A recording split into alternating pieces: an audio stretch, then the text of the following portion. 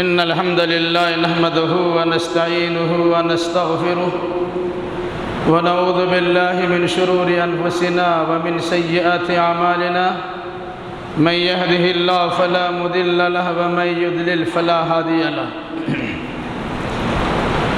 وأشهد أن لا إله إلا الله وحده لا شريك له وأشهد أن محمدًا عبده ورسوله يا أيها الذين آمنوا اتقوا الله حق تقاته ولا تموتن إلا وأنتم مسلمون يا أيها الناس اتقوا ربكم الذي خلقكم من نفس واحدة وخلق منها زوجها وبث منهما رجالا كثيرا ونساء واتقوا الله الذي تساءلون به والأرحام إن الله كان عليكم رقيبا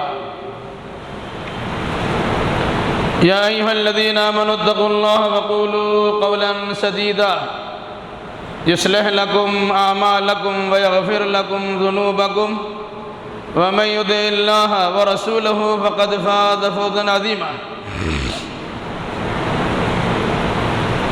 أما بعد فإن خير الحديث كتاب الله وخير الهدي هدي محمد صلى الله عليه وسلم وشر الأمور محدثاتها وكل محدثة بدعة وكل بدعة ضلالة وكل ضلالة في النار أعوذ بالله السميع العليم من الشيطان الرجيم بسم الله الرحمن الرحيم ونجيناه ولوطا إلى الأرض التي باركنا فيها للعالمين سبحانك لا علم لنا إلا ما علمتنا إنك أنت العليم الحكيم رب اشرح لي صدري ويسر لي أمري واحلل عقدة من لساني يفقهوا قولي رب زدني علما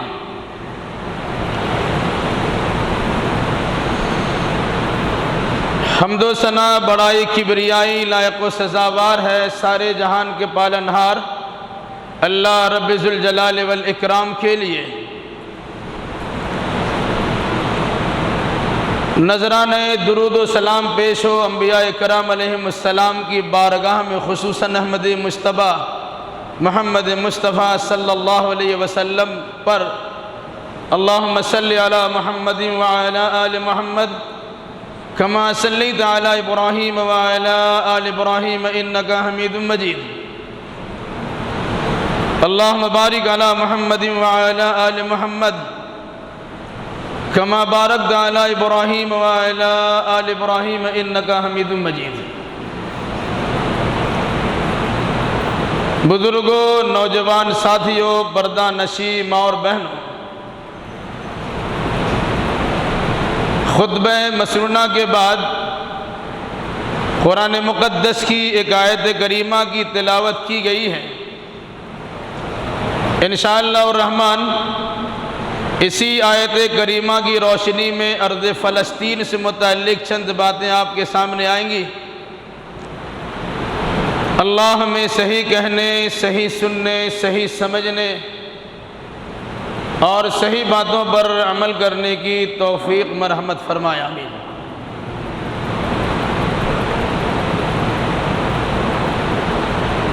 رمضان المبارک کے آخری عشرہ سے ہی فلسطین کی سرزمین پر بطور خاص مسجد اقصیٰ کے اندر اسرائیلی بلوائیوں کی طرف سے جو ظالمانہ اور مجرمانہ حرکت ہو رہی ہے، پوری دنیا اس کی شناعت کو، اس کی قباحت کو، اس کی خرابی کو بیان کر رہی ہے اور اس کی مذمت کر رہی ہے۔ یہ الگ سی بات ہے کہ ہر دور میں حق کے سپورٹر کم لوگ ہوتے ہیں اور باطل کی تائید کرنے والے زیادہ لوگ ہوتے ہیں۔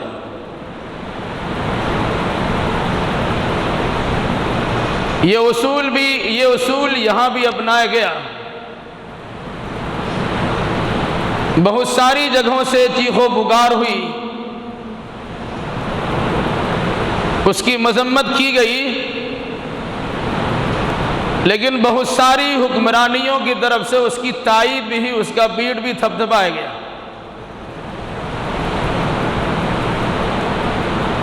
ارض فلسطین کا ماجرا کیا ہے؟ بالکل ہی اختصار کے ساتھ کچھ تاریخ آپ کے سامنے رکھی جاتی ہے، اس امید کے ساتھ کہ مسلمانوں کا اس ارض مقدس سے، سرزمین فلسطین سے یا مسجد اقصیٰ سے کس قسم کا لگاؤ ہے۔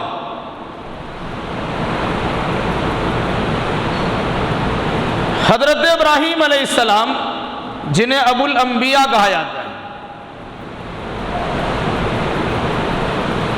یہ عراق کی سرزمین میں تھے۔ قوم کے لوگوں نے زبردست ان کی مخالفت کی، ان کے دلیلوں کا جواب نہ دے سکے تو ان کے لیے باضابطہ آگ تیار کی گئی، جن میں داخل بھی کیا گیا، لیکن اللہ کے فضل و کرم سے اس آگ کو اللہ کا حکم ہوا، قلنا یا نار کونی بردا وسلاما علی ابراہیم، اے آگ تو ٹھنڈی ہو جا اور ابراہیم علیہ السلام کے لیے سلامتی کا ذریعہ بن جا۔ اس طرح ابراہیم علیہ السلام محفوظ رہ گئے، لیکن وہاں دعوت و تبلیغ کا میدان آپ کے لیے سازگار ثابت نہ ہوا، تو وہاں سے حضرت ابراہیم علیہ السلام نے ہجرت کی۔ ہجرت کر کے اسی فلسطین و شام کے علاقے میں آپ کا ورود مسعود ہوا، جس کا تذکرہ قرآن نے کیا ہے، وَنَجَّيْنَاهُ وَلُوطًا إِلَى الْأَرْضِ الَّتِي بَارَكْنَا فِيهَا لِلْعَالَمِينَ۔ ہم نے ان کو، یعنی ابراہیم علیہ السلام کو اور ان کے بھتیجے حضرت لوط علیہ السلام کو، عراقیوں کے ظلم و استبداد سے نجات دلا کر بابرکت سرزمین پہ ٹھکانہ دے دیا، وہاں پہنچا دیا۔ قرآن نے کہا بارکنا فیہا للعالمین، ارض فلسطین یا ارض شام کو پوری دنیا والوں کے لیے بابرکت سرزمین قرار دیا۔ تو وہاں ابراہیم علیہ السلام اور حضرت لوط، جن ان کا بھتیجا اور پھر ان کی بیوی، یہ 3 افراد پر مشتمل چھوٹا سا قافلہ یہاں ورود ہوا۔ ابراہیم علیہ السلام کی 2 نسل چلی ہے، بڑی مشہور ہے۔ بڑا بیٹا حضرت اسماعیل سے جو نسل چلی، انہیں بنی اسماعیل کہا جاتا ہے۔ ابراہیم علیہ السلام نے شروع میں دعوت و تبلیغ کا مرکز شام و فلسطین کے علاقے کو بنایا تھا۔ پھر جب پہلے بیٹا نے جنم لیا تو شیر خارگی کے ایام میں حضرت اسماعیل اور ان کی والدہ ہاجرہ کو اس جگہ پہ رکھا جہاں مکہ المکرمہ میں بیت اللہ الحرام ہے، اور اللہ سے دعا کی، ربنا انی اسکنت من ذریتی بواد غیر ذی زرع عند بیتک المحرم ربنا لیقیموا الصلاۃ فاجعل افئدة من الناس تهوی الیہم وارزق من الثمرات لعلہم یشکرون۔ وہاں اسماعیل علیہ السلام کو بسا دیا۔ پھر کچھ دنوں کے بعد ان کی پہلی بیوی حضرت سارہ سے دوسرا لڑکا پیدا ہوا جن کا نام اسحاق رکھا گیا۔ انہیں اسی فلسطین کے علاقے میں بسایا گیا۔ اسی حضرت اسحاق کا ایک لڑکا ہوا جس کا نام قرآن مقدس نے یعقوب بیان کیا۔ یہ حضرت یعقوب حضرت یوسف علیہ السلام کے باپ ہیں، حضرت اسحاق کے بیٹا ہے، حضرت ابراہیم کا پوتا ہے۔ مکۃ المکرمہ میں ابراہیم علیہ السلام اور اسماعیل علیہ السلام نے یعنی باپ بیٹا نے مل کر مسجد حرام یا بیت اللہ الحرام کی تعمیر کی۔ ٹھیک اس کے 40 سال کے بعد ابراہیم علیہ السلام کا پوتا حضرت یعقوب علیہ السلام نے فلسطین کے بیت المقدس میں ایک مسجد کی بنیاد ڈالی، جس کا نام بعد میں مسجد اقصیٰ پڑا۔ مسجد حرام اور مسجد اقصیٰ کے درمیان جو مدت ہے وہ 40 سال کی مدت ہے، اور مکہ سے فلسطین تک کی جو مسافت ہے، جو دوری ہے، وہ 1300 کلومیٹر کی دوری ہے۔ تو ابراہیم علیہ السلام کے دوسرے لڑکے سے جو نسل چلی یعنی حضرت یعقوب سے، یعقوب کو وہاں کی زبان میں نک نیم یا پکارو نام کے طور پر اسرائیل کہا جاتا تھا۔ ان سے جو نسل چلی ان کو بنی اسرائیل کہا گیا۔ اسماعیل علیہ السلام سے نسل چلی ان کو بنی اسماعیل کہا گیا۔ اسحاق کے بیٹے یعقوب سے نسل چلی ان کو بنی اسرائیل کہا گیا۔ گویا ابراہیم علیہ السلام کی 2 نسل چلی، بنی اسماعیل اور بنی اسرائیل۔ بنی اسرائیل میں ہزاروں انبیاء تشریف لائے، جو بطور خاص اسی شام فلسطین کے علاقہ ہے جہاں اللہ تبارک و تعالیٰ نے نبیوں کی جماعت پیدر پر بھیجی۔ اسی میں حضرت یوسف بھی ہیں، موسیٰ و ہارون بھی ہیں، زکریا و یحییٰ بھی ہیں، داؤد و سلیمان بھی ہیں وغیرہ۔ اس کے بعد جتنے نبی ہیں وہ سارے کے سارے انبیاء اسی بنی اسرائیل میں پیدا ہوئے۔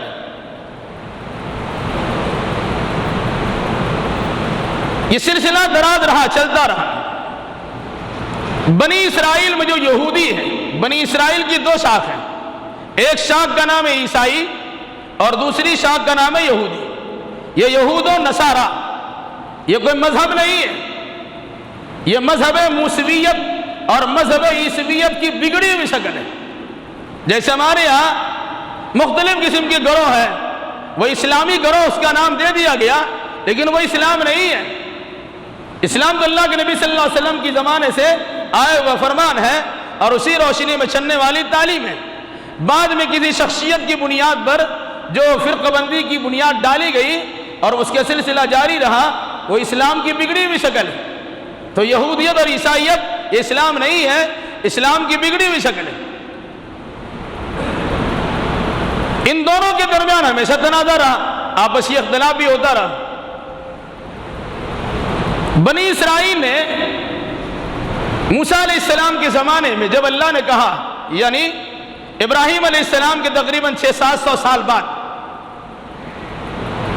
جب مصر میں فرعون کے ظلم و استبداد سے موسیٰ و بنی اسرائیل کو نجات ملی اور موسیٰ علیہ السلام فلسطین کی طرف روانہ ہوئے، تو اپنی قوم کے لوگوں سے کہا، یا قوم ادخلوا الارض المقدسۃ التي بارکنا، اے میری قوم کے لوگوں اس ارض مقدس میں داخل ہو جاؤ جسے اللہ تبارک و تعالیٰ نے تمہیں لکھ دیا ہے۔ تو بنی اسرائیل نے موسیٰ علیہ السلام سے کہا، نہیں ہم نہیں آئیں گے، لن ندخلها، ہم وہاں داخل نہیں ہو سکتے ہیں، وہاں سرکش قسم کے لوگ ہیں، بڑے قبیل ہیکل مضبوط قسم کے لوگ ہیں، ہم ان سے مقابلہ نہیں کر سکتے۔ تو بنی اسرائیل نے موسیٰ علیہ السلام کو انکار کر دیا اور ارض فلسطین میں یہ مقدس سرزمین میں بابرکت سرزمین میں داخل ہونے سے انکار کر دیا۔ تو اللہ نے کہا پھر ہم نے ان پر بنی اسرائیل پر 40 سال کے لیے ارض فلسطین کو حرام کر دیا۔ پھر یہ لوگ میدان تیہ میں ٹامک ٹوئیاں مارتے رہ گئے اور فلسطین میں داخل نہیں ہو سکے، پھر بعد میں داخل ہوئے۔ عیسیٰ علیہ السلام کی ولادت سے پہلے، بلکہ آپ کہہ لیجئے کہ ابراہیم علیہ السلام کی 700-800 سال بعد یا زیادہ 900 سال کے بعد حضرت داؤد و سلیمان علیہ السلام کا زمانہ آیا۔ انہوں نے پھر بیت المقدس میں باضابطہ مسجد کی تعمیر کی، جسے باضابطہ کہا جاتا ہے ہیکل سلیمانی، یعنی سلیمان علیہ السلام کا تیار کردہ ڈھانچہ۔ پھر یہ سلسلہ جاری رہا۔ یہودیوں کو اپنے انبیاء و مرسلین سے بھی اختلاف تھا، بہت سارے نبیوں کو قتل کر دیا، ناحق ان کا قتل کیا، تکذیب بھی کی، جھٹلایا بھی۔ یہ لوگ کبھی فلسطین کی سرزمین پر مستقل ٹھہرے نہیں، بلکہ ٹھہرنے کا اختیار بھی نہیں تھا، لیکن ان لوگوں نے شیطانی کی تو اللہ تبارک و تعالیٰ ان پر مختلف قسم کے بندوں کو مسلط کر دیا، جس نے اسے مار مار کے کھلیان کر دیا۔ یعنی 586 سال قبل مسیح، عیسیٰ علیہ السلام کی ولادت سے 586 سال پہلے بخت نصر نامی ایک حاکم نے، جو عراق کا بادشاہ تھا یا شاہ بابل کہلاتا تھا، اس بخت نصر نامی نے مسجد ہیکل سلیمانی کی اینٹ سیڑھ بجا دی اور وہاں 10 لاکھ یہودیوں کو یرغمال بنا کر، غلام بنا کر اسے لے کے عراق چلے گئے۔ پھر اس کے بعد 539 قبل مسیح، عیسیٰ علیہ السلام کی ولادت سے 539 سال پہلے سیرس آدم یا خورس، جس کو عام طور سے ذوالقرنین کہا جاتا، اس نے باضابطہ عراق کو فتح کیا۔ تو پھر انہوں نے یہودیوں کو اختیار دیا کہ تم جہاں جا کے رہنا چاہو رہ سکتے ہو، یہاں تک کہ فلسطین کی سرزمین پر بھی ہجرت کر کے جا کے بس سکتے ہو۔ پھر ان کا ٹھکانہ وہاں ہوا۔ پھر بنی اسرائیل نے ایک بار پھر ایک زبردست شیطانی کی، جس کے نتیجے میں 70 عیسوی میں عیسیٰ علیہ السلام کے 70 سال کے بعد ٹیٹس رومی کے ذریعے سے شہر فلسطین کو تباہ و برباد کر دیا گیا، اور جو بچی کھچی مسجد کی شکلیں تھیں اس کی اینٹ سیڑھ بجا دی، یعنی عیسیٰ علیہ السلام کی ولادت کے 70 سال بعد۔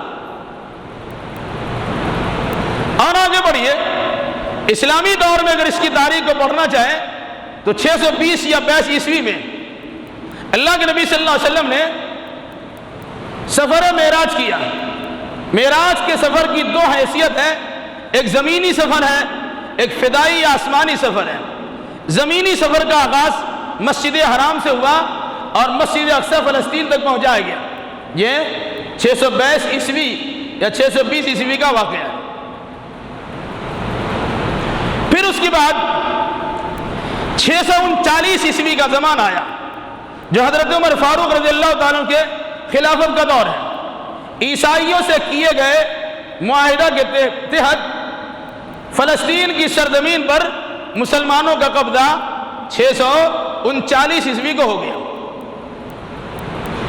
یہ زمانہ چلتا رہا، پھر اس پر عیسائیوں کا قبضہ ہوا۔ ایسا قبضہ ہوا اس میں 70,000 مسلمانوں کو شہید کر دیا گیا۔ پھر اس کے بعد تقریباً 1187 یا 1186 میں حضرت سلطان صلاح الدین ایوبی نے بیت المقدس کو فتح کیا اور عیسائیوں کے قبضے سے بیت المقدس کو گویا نجات دلا دیا۔ وہ سلسلہ جاری و ساری رہا، یہاں تک کہ 1917 پہلی جنگ عظیم کے زمانے میں عیسائیوں نے یہودیوں کو مسلمانوں کی عداوت و دشمنی میں فلسطین کی سرزمین پر پھر سے قیام پذیر ہونے کی اجازت دے دی۔ پھر 1947 کا زمان آیا، عیسائیوں اور یہودیوں کے ملی بھگت کے تحت اقوام متحدہ کے جنرل اسمبلی نے دھاندلی کرتے ہوئے باضابطہ فلسطین کو 2 حصوں میں تقسیم کیا، عرب فلسطین اور اسرائیل فلسطین۔ آدھا حصہ فلسطین کا رہا، آدھا حصہ اسرائیل کا ہوا، اور 1948 میں باضابطہ اسرائیل ریاست کے قیام کا اعلان کر دیا گیا۔ بعد میں دنیا کے بہت سارے ممالک نے اسے تسلیم کیا ہے اور بہت سارے ملکوں نے ابھی تک بھی تسلیم سے انکار کر دیا۔ یہ ہے مختصر تاریخ بیت المقدس کی۔ اس سلسلے میں یاد رکھیے، قرآن میں بیت المقدس کی بطور خاص 2 صفتوں کا تذکرہ ہوا ہے۔ التی بارکنا فیہا للعالمین، بیت المقدس اور اس کے ارد گرد کے علاقے میں اللہ نے برکتوں کا برکھا برسایا ہے۔ چنانچہ سورہ بنی اسرائیل کی شروع میں ہے سبحان الذی اسری بعبدہ لیلا من المسجد الحرام الى المسجد الاقصی الذی بارکنا حولہ۔ اللہ کی ذات پاک ہے جس نے اپنے بندے خاص محمد الرسول اللہ صلی اللہ علیہ وسلم کو مکہ المکرمہ سے اٹھایا اور مسجد اقصی پہنچایا، جس کے ارد گرد اللہ نے برکتیں رکھی ہیں۔ اسی سیر فلسطین کے لیے اللہ تبارک و تعالیٰ نے قرآن مقدس میں ارض مقدس کا لفظ استعمال کیا، ارض المقدسہ، پاک سرزمین، جہاں انسان کو گناہوں سے پاک ہونے کا موقع ملتا ہے۔ ہزاروں انبیاء کرام اس علاقے میں تشریف لائے جنہیں شرک و بدعت سے توبہ کرنے اور ہم و خرافات سے تائب ہو کر اللہ اس کے رسول کے فرمان کے مطابق عمل کرنے کا موقع ملا، جنہوں نے اپنے گناہوں کو صاف کیا اور اللہ کی برکتوں کے سمندر میں نہایا اور اپنے آپ کو پاک کر لیا۔ اس سرزمین کا حال یہ ہے کہ تقریباً 70-72 سالوں سے جب سے بنی اسرائیل کا غلبہ اور قبضہ ہوا، یہ گھسپیٹیا ہے، یہ مہاجر ہے، یہ چوری چھپے وہاں ہے، اور پھر اس کے بعد آہستہ آہستہ اس نے ہاتھ پیر پسارنا شروع کیا اور نتیجے کے طور پر غاصبانہ قبضہ کر کے آج سب کچھ وہی سیاہ و سفید کے مالک بنے ہوئے، اور اسلام دشمنی میں لوگ اس کی معاونت اور اس کے تعاون بھی کرتے ہیں، اور اس کے ظلم بربریت پر زبان کھولنے کے بجائے اس کی پیٹھ کو تھپکی بھی دیتے ہیں اور شاباشی بھی فراہم کرتے ہیں۔ ابھی جو صورتحال ہے بطور خاص ارض فلسطین پہ خون کی ہولی کھیلی جا رہی ہے، بچوں کو یتیم بنایا جا رہا ہے، عورتوں کو بیوہ کیا جا رہا ہے، مردوں کو جام شہادت نوش کرنے پر مجبور کیا جا رہا ہے، جس کی تاریخ آپ کے سامنے ہے، جس کے احوال واقعی کا تذکرہ بار بار ہوتا رہتا ہے، آپ نے اس کا مشاہدہ بھی کیا ہے سوشل میڈیا کے ذریعے سے یا ٹی وی کے ذریعے سے آپ نے اس کو دیکھا بھی ہے۔ اس موقع پر جتنی منہ اتنی باتیں ہوتی ہیں، اس میں کوئی شک نہیں ہے کہ 55 سے زیادہ ممالک مسلمانوں کی ہے، 57 ممالک کہے جاتے ہیں، لیکن کسی کی زبان کھلتی نہیں ہے، اور اگر کوئی انسان زبان کھولتا بھی ہے تو نیت کی خرابی ہے، وہ دنیا والوں کے سامنے ہیرو بننا چاہتا ہے۔ بھائی اگر آپ نے سپورٹ کیا ہے تو جنگ اس کا حل نہیں ہے، 2-4 بمباری کر دینے سے مسئلے کا حل نہیں ہوتا ہے، یہ فرقہ وارانہ فساد کو بڑھاوا دینے کی صورت ہوتی ہے۔ دونوں جانب سے افراد مارے جائیں گے، جن کی تعداد وہاں زیادہ ہوگی ان کی زیادہ اموات ہوگی، جن کی تعداد کم ہوگی ان کی موت زیادہ ہوگی، تو جنگ کر دینا مسئلے کا حل نہیں ہے۔ 2-4 گولے باری 2,000 میزائل ٹھوک دیے گئے، 2-4 مرتبہ گفتگو کر لی گئی، وہ ہیرو بن گیا، فلاں کے صدر نے تو فلاں ایسا بیان دیا، فلاں کے صدر نے ایسا بیان دیا۔ وہ بیان بازی سے کچھ کام نہیں ہوتا ہے، اسے بیٹھ کر حل کرنے کی کوشش کرنی چاہیے، تبھی مسئلہ حل ہوگا۔ یہ عالمی پیمانے کی بات ہے۔ اگر کوئی انسان سوچتا ہے عرب دنیا سے خاموش ہے، عرب کے سربراہ مملکت کچھ بولتے نہیں ہیں، وہ ان کے بھی ہاتھ پیر بدے ہوئے ہیں، آپ کیوں نہیں بولتے ہیں؟ یہ عربوں کا فلسطین نہیں ہے، یہ دنیا کے سارے مسلمانوں کا ارض مقدس ہے۔ مسلمان جہاں جس خطے میں رہتے ہوں ان تمام کے دل میں ٹیس محسوس ہونی چاہیے، قلق ہونا چاہیے، رنج و غم ہونا چاہیے، پریشانی لائق ہونی چاہیے۔ وہاں کے بچے اگر مرے ہیں یہ سوچنا چاہے ہمارے بچے مرے ہیں، وہاں کی عورت اگر بیوہ ہوئی ہے یہ تصور کرنا چاہے ہماری عورتیں بیوہ ہوئی ہیں، وہاں کے مرد اگر شہید ہوئے تو یہ جاننا چاہیے کہ ہمارے مرد شہید ہوئے ہیں، لیکن ہم آرام سے موج مستی کی زندگی گزارتے ہیں، ٹک ٹاک میں لگے ہوئے ہیں۔ سلطان صلاح الدین ایوبی کیسے پیدا ہوگا؟ مائیں رات میں تو ٹک ٹاک بناتی ہے اور دیکھتی ہے۔ عمر فاروق کی شخصیت کیسے پیدا ہوگی؟ صورتحال تو یہ ہے کہ دنیا بھی الجھنوں میں الجھے ہوئے، ہر آدمی کہتا ہے الہی پھر کوئی عمر فاروق بھیج دے، پھر کوئی سلطان صلاح الدین بھیج دے، ہندوستان کا مسئلہ آیا پھر کوئی محمود غزنوی بھیج دے۔ دوسروں پہ مرے ہوئے انسان پہ بھروسہ کرنے کی کیا ضرورت ہے؟ اللہ تبارک و تعالیٰ کی ذات پہ بھروسہ کیجئے اور اپنے اندر افراد پیدا کرنے کی کوشش کیجئے۔ کوئی ضروری ہے کہ قبر سے اٹھ کے آ جائے وہ؟ معاملہ یہ ہے کہ موجودہ دور مسلمانوں کا معاملہ یہ ہو کہ ہم مسلمان جذباتی لگاؤ بھی ہیں، مذہبی لگاؤ بھی ہیں، ایمانی روحانی لگاؤ بھی ہیں۔ اگر ہم چاہتے ہیں کہ وہاں امن و امان کی بحالی ہو، یہاں سے کچھ نہیں کر سکتے ہیں، دعا تو کر سکتے ہیں۔ یہاں سے افراد حالات کی خرابی کی بنیاد پر نہیں پہنچائے جا سکتے ہیں، لیکن ریلیف تو پہنچا سکتے ہیں، وہاں تک تعاون تو بڑھا سکتے ہیں۔ یہ صورتحال کرنے کے لیے کوئی تیار نہیں ہے، لیکن لمبی لمبی باتیں کرنے کے لیے گس گس زبان لمبی کر کے انسان تان و تشریح کرنے کے لیے تیار رہتا ہے۔ ایک فلسطین کے نتیجے میں تمام مسلم ممالوں کے خلاف حردہ سائی کرنا شروع کرتے ہیں۔ جہاں شیر و شکر ہونے کی بات تھی وہاں کلیجوں کو پھاڑا جاتا، دلوں کو چیرا جاتا، سینوں میں دشمنی عداوت پیدا کی جاتی ہے۔ پھر اب کہتے ہیں کہ ایک ہو جاؤ اور مل کر مسئلہ حل کرو۔ آپ سب کو اپنا مخالف بناتے ہیں اور ایک ہو کر مسئلہ حل کرنے کی کوشش بھی کرتے ہیں۔ اس لیے میں مطالبہ کرتا ہوں ذمہ داروں سے، خوشی کی بات یہ ہے کہ چاہے جس انداز سے ہو، زبان سے ہی صحیح ہو، ہندوستان اور بھارت کے سرکار نے اس موقع پر اسی طرح فلسطین کا ساتھ دیا ہے جس طرح شروع سے فلسطین کا ساتھ دیا جاتا ہے۔ اسرائیل کی سراہنا نہیں کی ہے، فلسطین کی حمایت کا اعلان کیا ہمارے بھارت نے۔ اب اس کے اندر ان کا معاملہ کیا ہے ہمیں زبان پہ جانا چاہیے، اندر میں چھپے ہوئے راز کیا ہے اس کی کھود کرید کرنے کی ضرورت نہیں ہونی چاہیے۔ اس مناسبت سے ہم مطالبہ کرتے ہیں اپنی سرکار سے کہ ہمارا احتجاج درج کیا جائے۔ ہم مطالبہ کرتے ہیں پرامن احتجاج کرتے ہیں، پرامن احتجاج کا ہمیں شریعت نے بھی حق دیا ہے اور یہاں کے عدلیہ اور مقررہ بھی ہمیں اجازت دی ہے۔ ہم پرامن احتجاج درج کرتے ہیں کہ وہاں ظلم بربریت کو روا نہ رکھا جائے، ظلم کا بازار ٹھنڈا کیا جائے، گرم ہے تو اس کو ختم کیا جائے، اور ظالمانہ کردار ادا کرنے والے مجرموں کو کیفر کردار تک پہنچانے کی جو ممکن صورت ہو سکے اسے اپنایا جائے۔ ہم اس قسم کی باتیں تو ضرور کہہ سکتے ہیں، مگر معاملہ یہ ہے کچھ ہیرو ہمارے درمیان ہیں جن کا تذکرہ نام لیا جاتا ہے۔ سب سے پہلے اس نے ہی بنی اسرائیلی حکومت کو ایکسیپٹ کیا، تسلیم کیا ہے۔